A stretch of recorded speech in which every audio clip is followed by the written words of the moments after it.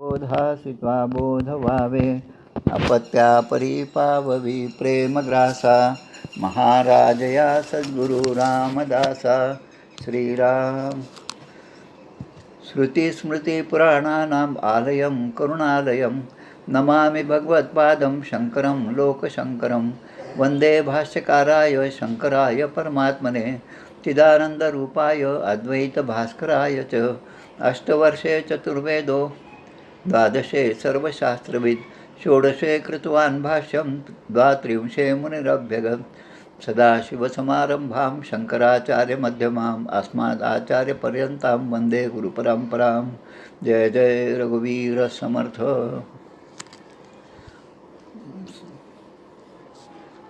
मागच्या वेळेस आपण 13व्या श्लोकापर्यंत आलो होतो आणि 14व्याची सुरुवात करून थांबलो होतो. त्यामुळे आज 14व्या श्लोकापासून आपण आता अर्थ पाहूया. आता डिस्प्लेवर आहे तो श्लोक. सर्वस्वस्थास्वपि खिन्न कार्यं किं वा विद्येयं विबुधा प्रयत्नान् स्नेहंच पापं पठनंच धर्मं संसारमूलं ही किमस्तु चिंता. अशा प्रकारचा हा 14वा श्लोक आहे. या श्लोकाचा आता याचे प्रश्न कोणते आहेत पहा. आतापर्यंत आपण 42 प्रश्न पाहिले. आता या श्लोकामध्ये 3 प्रश्न आहेत, 43, 44 आणि 45.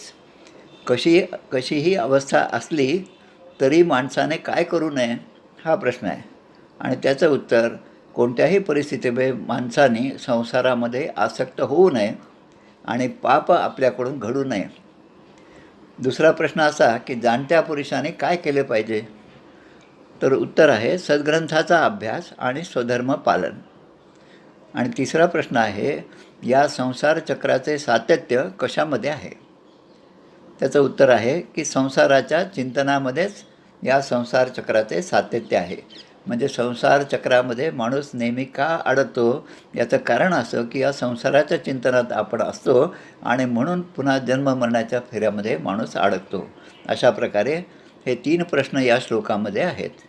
रामचंद्र महाराज डिस्प्ले बंद केला तरी चालेल. आता एकेका प्रश्नाचा आपण विचार करूया. संसाराची आसक्ती फार मोठी ही विचित्र अशी गोष्ट आहे. संसारामधली आसक्ती. आता संसारामध्ये कसं असतं की प्रापंचिक स्थिती जर आपली चांगली असेल तर चांगली प्रापंचिक स्थिती असेल तर दुःखाची निवृत्ती होते आणि सुखप्राप्ती सोपी होते आपल्याला. म्हणजे सुख आणि दुःख कशाला म्हणायचं हे त्या चांगल्या प्रापंचिक स्थिती असणाऱ्या माणसावर अवलंबून आहे, इतरांवर नाही. आपण त्या कोणत्या गोष्टीकडे सुख म्हणून पाहतो आणि कोणत्या गोष्टीकडे दुःख म्हणून पाहतो त्याप्रमाणे या गोष्टी बदलत राहतात, सापेक्ष आहेत त्या. आणि दुसरीकडे आणि मग अशा चांगल्या परिस्थितीमध्ये असणारा संसारी माणूस जो आहे त्याला संसार हा चांगलाच वाटतो, संसार सुखाचाच वाटतो. आणि त्यामुळे जोपर्यंत संसार सुखाचा वाटतो तोपर्यंत त्या संसारातली आसक्ती जी आहे ती टिकूनच राहते. त्याची ती आसक्ती काही केल्या कमी होत नाही. म्हणजे मनाने तो विषयाचं चिंतन जे आहे ते असंच सुरू ठेवतो, कारण यामध्ये सुख आहे अशी भ्रांती त्याच्या ठिकाणी निर्माण झालेली असते. आता याच्या उलट जो दरिद्री माणूस आहे, ज्याला अनेक गोष्टींची हाव आहे, अजून ती प्राप्तीची इच्छा आहे, त्या माणसाला दुःख निवारण आणि स्वल्प सुख, आपलं दुःख कमी व्हावं असं वाटतं मनापासून आणि कुठेतरी चांगलं सुख मिळावं, थोडंफार तरी मिळावं अशी त्याची इच्छा असते. आणि ती इच्छा असल्यामुळे दोन्ही गोष्टी त्याला कठीण होतात, कारण तो दरिद्री आहे आणि म्हणून त्यासाठी कराव्या लागणाऱ्या जेवढ्या खटपटी असतील त्या सगळ्या तो करतो. आणि या खटपटी करण्यामध्येच त्याची आसक्ती बांधलेली असते. म्हणजे तो सुद्धा आसक्त असतो. मग संसार सुखाचा असो किंवा दुःखाचा असो, दारिद्र्याचा असो किंवा धनवानाचा असो, त्यामध्ये आसक्तीचा बांध जो आहे तो आहेच आहे. म्हणजे ती आसक्ती माणसाला सोडता येत नाही.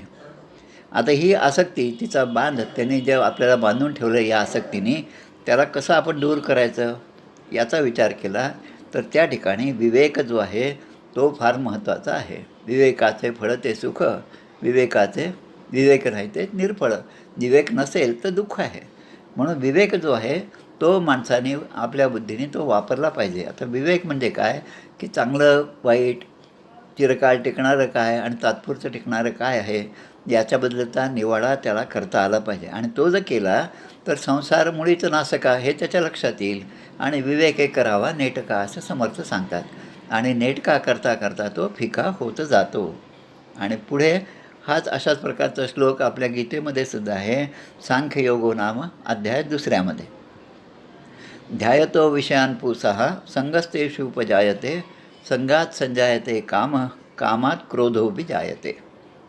आता हे जे आहे, आत्ताच नव्याने जी माझ्याकडे पुस्तकं आली आहेत, म्हणजे आपल्या स्वामी स्वरूपानंदांचे, स्वामी स्वरूपानंद म्हणजे आपल्या पावसचे महाराज, त्यांचे त्यामध्ये 7-8 पुस्तकं आहेत. त्यामधलं एक पुस्तक जे आहे भावार्थ गीता नावाचं पुस्तक आहे. तर भावार्थ गीता म्हटल्यावर गीतेच्या श्लोकांचं विवेचन ओवीबद्ध रीतीने त्याने केलं आहे. असं बऱ्याच ठिकाणी गीताईमध्ये सुद्धा आहेत, बऱ्याच ठिकाणी आपण वाचतो. पण याच्यातलं थोडंसं मला विशेष वाटलं, या श्लोकाचा अर्थ त्याने खूप छान दिला आहे. अल्पही चिंतन अंतःकरणी होय जरी विषयांचे घात करी विवेका तरी साधका अधपतन ते साचे. विषयचिंतिता उपजे चित्त तद्विषयी आसक्तीतून सहज प्रगटे अभिलाषाची मूर्ती. आणि अभिलाषी त्या क्रोध राहिला की आधीची लपून भोगी येता प्रत्ययवाय मग तो प्रगटे संपूर्ण. म्हणजे हे क्रमच त्याने दिला आहे. विषयाचं चिंतन, त्यामध्ये मग आसक्तीतून सहज प्रगट झालेली अभिलाषा, एक इच्छा, आणि अशी ही घसरगुंडी जी आहे कुठे थांबते ती तर सर्व नाश होण्यापर्यंत ती घसरगुंडी जाते. आता या आसक्तीचं कारण काय आपण विचार करूया. मला संसारामध्ये आसक्ती वाटते, मला विषय चांगले वाटतात, याचं कारण काय आहे. तर मुळामध्ये याचं मुख्य कारण असं आहे की मी देह आहे हा निश्चय माणसाच्या ठिकाणी असल्यामुळे मी देह हे अगदी नक्की आहे, मी आत्मा हे नाहीच नाही, इतक्या स्तरावर तो गेलेला असतो. म्हणून मी देह हे प्रथम कारण आहे ज्यामुळे आसक्ती होते. आता दुसरं कारण असं आहे की मला आसक्ती आहे हे ठीक आहे, पण माझ्यासमोरचं जे सगळं जग आहे ते जर अविनाशी आहे हे लक्षात आलं तर मग आसक्तीचं कारण नाही. पण या माणसाला असं वाटतं की जगसुद्धा सत्यच आहे, आणि म्हणजे मी देह आहे आणि जग सत्य आहे, या 2 गोष्टी झाल्या. आता तिसरी गोष्ट आहे की या जगातील वस्तूंचा उपभोग घेणारा मी आहे, म्हणजे भोगता मी आहे, जग हे भोग्य आहे आणि तो भोग घेणं हेच माझं कर्तव्य आहे. अशा या तिन्ही गोष्टीमुळे माणूस सतत या संसाराच्या आसक्तीमध्ये अडून राहतो. आणि काय आपला प्रश्न होता की कशी अवस्था असली तरी माणसाने काय करू नये, संसारात आसक्ती धरू नये आणि पापाचरण करू नये. आणि म्हणून या ठिकाणी जे सांगितलं ते असं आहे की म्हणून विवेक जो आहे तो विवेक फार महत्त्वाचा आहे. आणि दुसरं एक सुभाषित आहे, दरिद्रता किम न करोती पापम. म्हणजे दरिद्र किंवा जास्त धन नाही, गरिबी आहे, तर गरिबीच्या परिस्थितीमध्ये माणसाकडून पापाचरण सहजपणे होत असतं. कसं, आता साधं उदाहरण घेऊ. गरीब माणूस आहे, रस्त्याने चालला, खाली त्याला एखादी 100 रुपयाची नोट दिसली, त्याची इच्छा होती की आपल्याकडे तर काहीच नाही, जेवायलासुद्धा नाही. त्या दारिद्र्यतेपोटी तो ते पैसे उचलून घेतो. थोड्या वेळाने त्याचं पोट जे आहे, भूक जी आहे ती शमून जाते. इथपर्यंत त्याचं काम झालेलं असतं, त्यात तो आनंदात असतो. पण हे जर पापाचरण आहे, पडिली वस्तू घेऊ नये, समर्थ जे सांगतात, ती त्याने घेतली.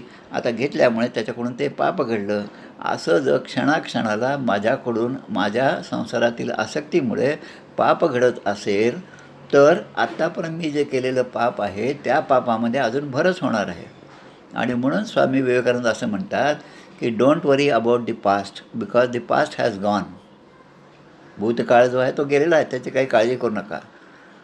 आणि don't worry about the future because the future is yet to come. म्हणजे उद्या काय होणार आहे याची काळजी आज करू नका. आणि मग ते म्हणतात always be present in the present. म्हणजे आपण सध्या आपण जे कर्म करत आहोत त्याकडे लक्ष द्या. माझ्या कर्म करण्याने कुठल्याही प्रकारचं पाप होणार नाही याची माणसाने काळजी घ्यावी. म्हणून पाप जे आहे, मना सत्यसंकल्प जीवी जरावा, मना पाप संकल्प सोडून द्यावा.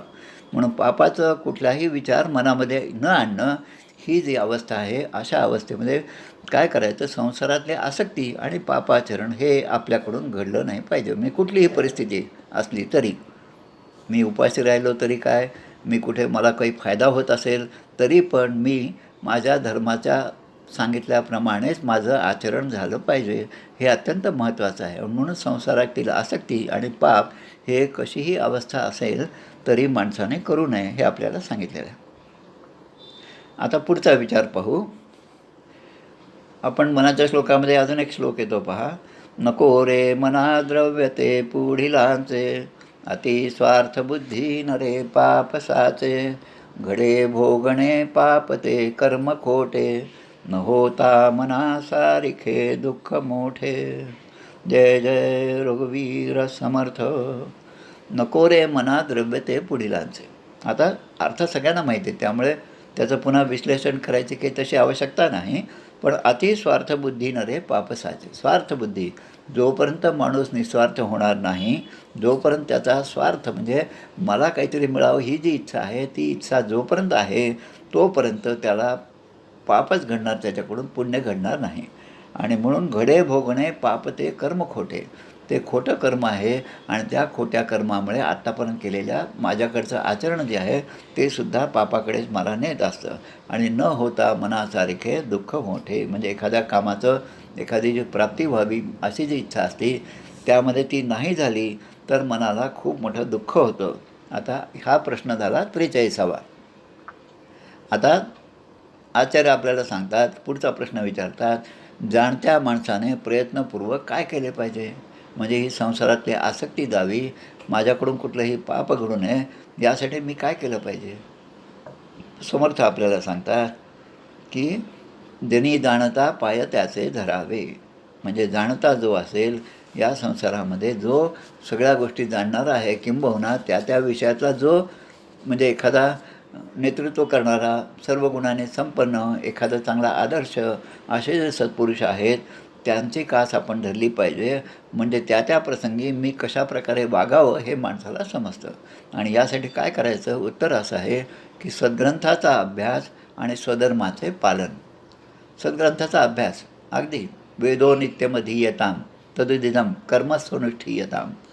आपण पाहिलं साधना पंचकमध्ये पहिला श्लोक आहे, पहिल्या 2 पायऱ्या आहेत. वेदो नित्यमधीयताम, अधियताम म्हणजे त्याचा अभ्यास करा. कशाचा, वेदांचा. वेद, उपनिषद, आपले धर्मग्रंथ, रामायण, महाभारत, गीता, या सगळ्यांचा अभ्यास नित्य साधकांनी केला पाहिजे.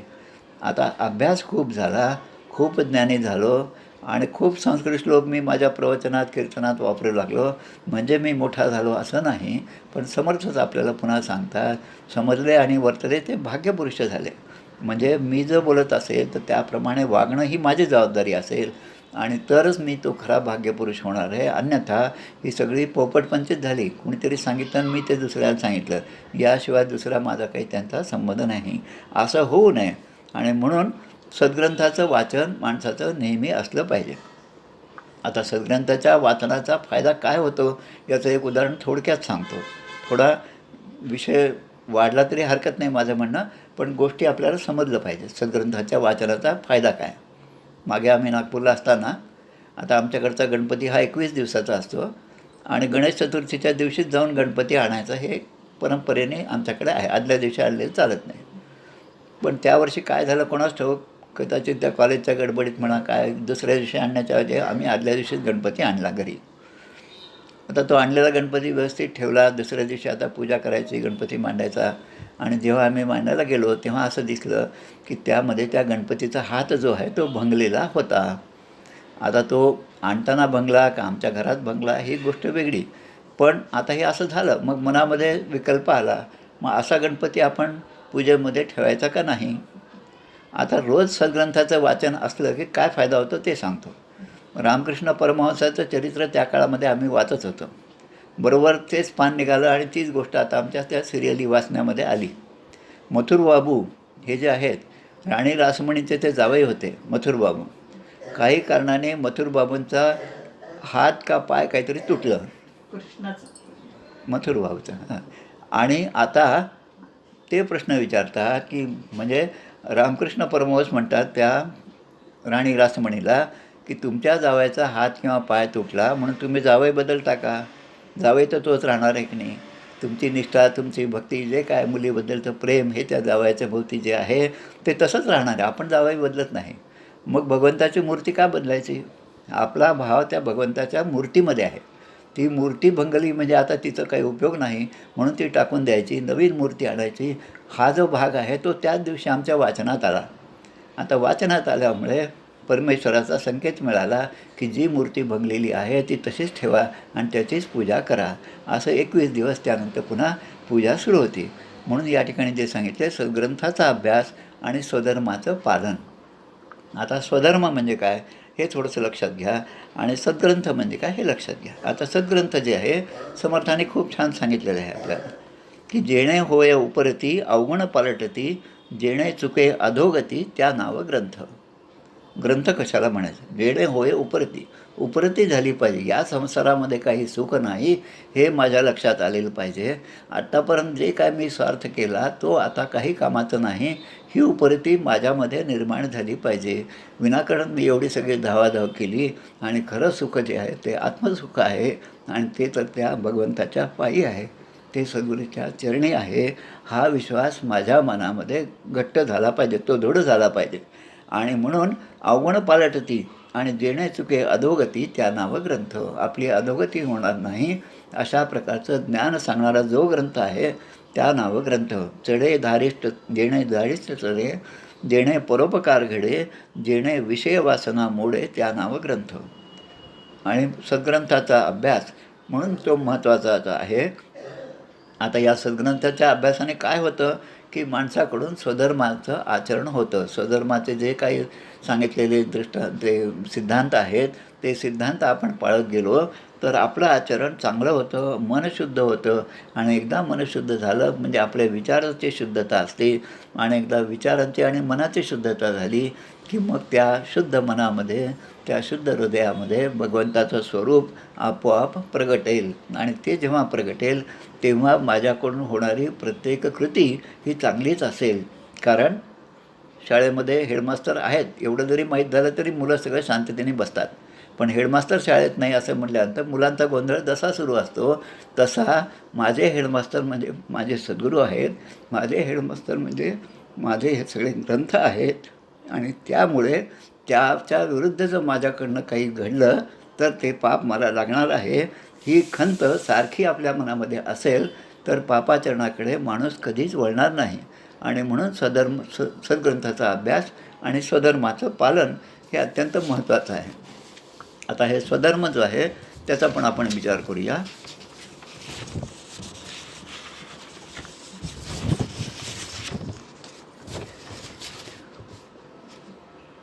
पुन्हा स्वधर्माच्या पालनासाठी इंद्रियस्येंद्रियस्यार्थे रागद्वेषो व्यवस्थितो तयोर्न वशमागेच्छतो यस्य परिपंथिनो. म्हणजे आपापले विषय जे आहेत त्या विषयाबद्दलचं सांगतात. पुन्हा स्वरूपानंदाची मदत घेऊ आपण. आपापले विषय सेविती सर्व इंद्रिये जाण, विषयी प्रीती द्वेषही होता स्वभावता निर्माण. परंतु सुज्ञे कधी त्यांच्या आहारी नच जावे. जो सुज्ञ माणूस आहे त्याने या इंद्रियांच्या आहारी कधीच जाऊ नये. गणपती चोरटे ओळखुनी ते अंतर्निष्ठ राहावे. हे इंद्रिय आणि त्यांचा भोग यामध्ये रागद्वेष जे आहे ते हातामध्ये हात घालूनच चालत असतात.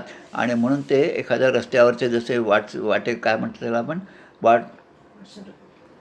वाटसरूच आपण झालो. म्हणजे त्यामध्ये आपल्या मार्गक्रमणामध्ये जे विघ्न आणतात असे लुटारू जे आहेत ते हे दोघे आहेत, राग आणि द्वेष. आणि म्हणून त्यांच्या आहारी माणसाने कधीही जाऊ नये. आणि म्हणून स्वधर्मानुसार वाटचाल केली तर आपल्या मनातील राग आणि द्वेष नष्ट होतात. म्हणून माणूस केव्हाही स्वधर्मामध्ये स्थित असला पाहिजे, स्वधर्माच्या विचाराने तो परिपूर्ण असला पाहिजे. आणि म्हणून धर्म अर्थ काम आणि मोक्ष यामध्ये धर्म आणि मोक्ष या दोघांच्यामध्ये अर्थ आणि काम हे दोन्ही दिलेले आहेत.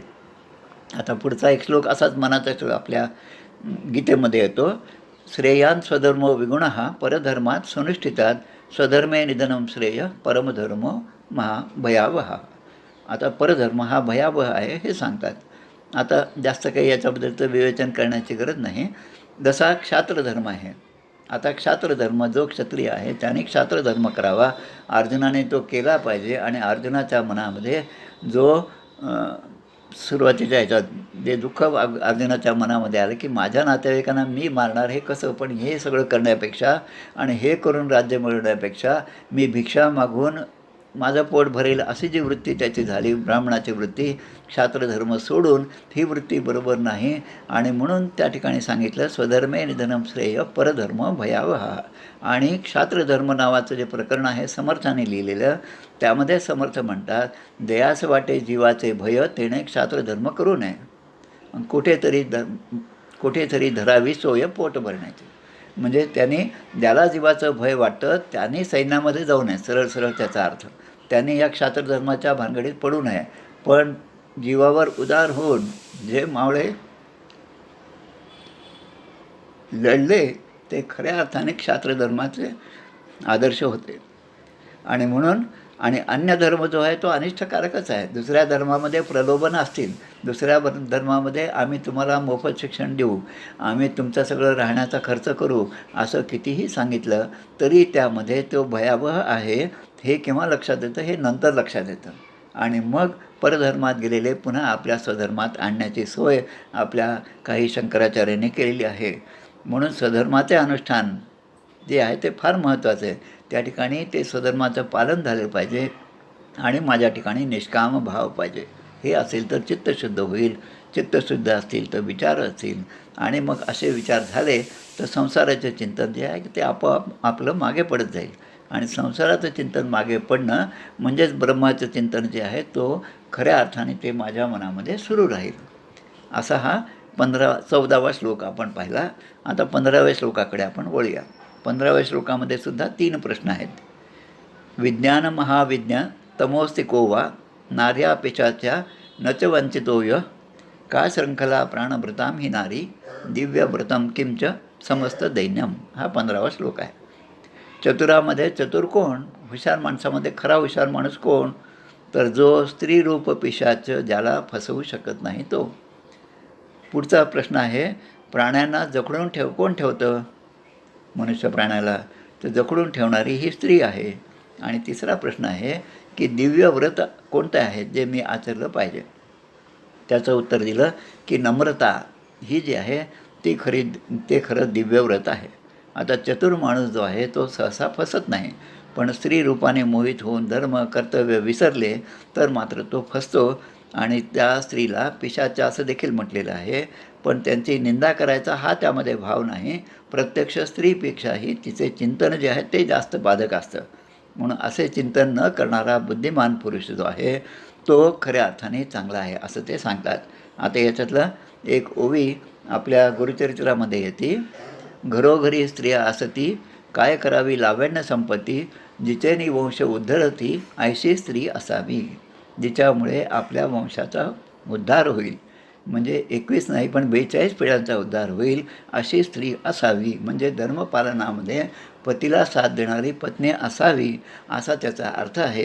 आणि म्हणून आपल्या या सन्मार्गाकडे जाताना या दोघांची साथ एकत्र असेल तर आपला मार्गक्रमण जे आहे परमार्थाकडे, परमार्थ बुद्धीकडे, ते आपल्या साध्याकडे आपण जाण्याचा प्रवास जो आहे तो सुखकर होईल. अन्यथा तो त्या स्त्रीच्या लोभामध्येच तो अडकून राहील. आता यामध्ये सुद्धा अनेक श्लोक आलेले आहेत. जे श्लोक आपण पाहूया.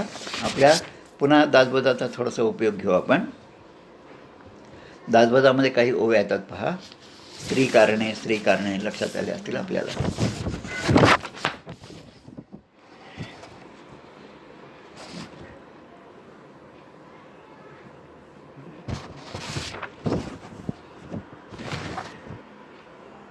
एक मुंडकोपनिषद म्हणून आहे, त्यामध्ये सुद्धा अशाच प्रकारचा एक चांगला श्लोक आहे. प्राणो ह्यश य सर्वभूतैर्विभाती विजानन विद्वान भवते नातिवादी. म्हणजे आपल्याला या जगाला जिंकायचं असेल तर सगळ्यात सोपं काय असेल तर ही नम्रता जे सांगितली ते कशामुळे की आपल्या जय जगा होई जे धाकुटे ज्ञानेश्वरीमध्ये आहे की जगासाठी धाकुटे म्हणजे लहानपणा जो घेईल तो खरा नम्र होईल. आणि नम्र झाला की त्याला सगळे नम्र झाला भूता तेणे कोंडिले अनंता. म्हणून कोणत्या गोष्टीच्या ज्ञानाने सर्व काही जाणले जाते. मला कुठलं ज्ञान प्राप्त झालं तर मी सर्वच जाणेल असं होईल. आणि मग हा प्रश्न जो विचारला शौनक ऋषींनी अंगिरा मुनींना केलेला उपदेश आहे हा तो त्या उपनिषदामध्ये दिलेला आहे. त्यामध्ये सुद्धा ते सांगतात आनंद रूप ब्रह्माचा जो लाभ करून देतो म्हणजेच ह्या परमार्थ म्हणजेच ही परमविद्या, ही जी विद्या आहे तिला पराविद्या असे म्हणलेलं आहे.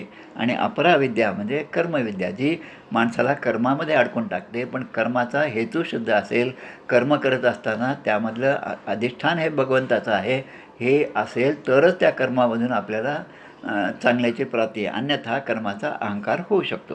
म्हणून ह्या दोन्ही गोष्टी आपल्याला पाळल्या पाहिजेत. मग आता हा 16वा श्लोक झाला. ज्ञातुं न शक्यं किमस्ति सर्वैः.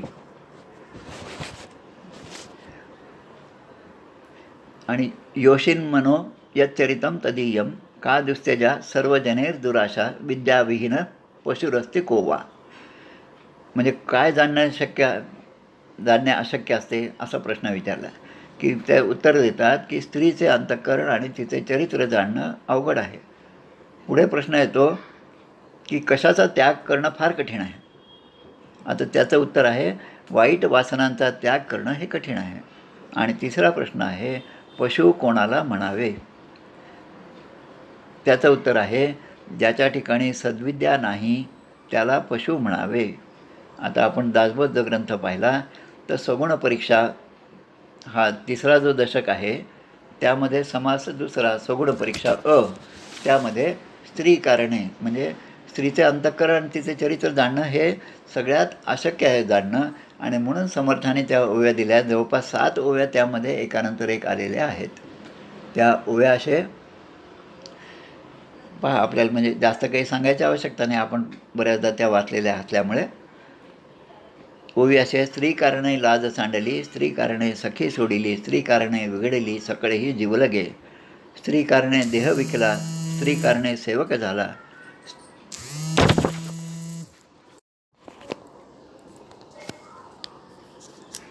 बरं.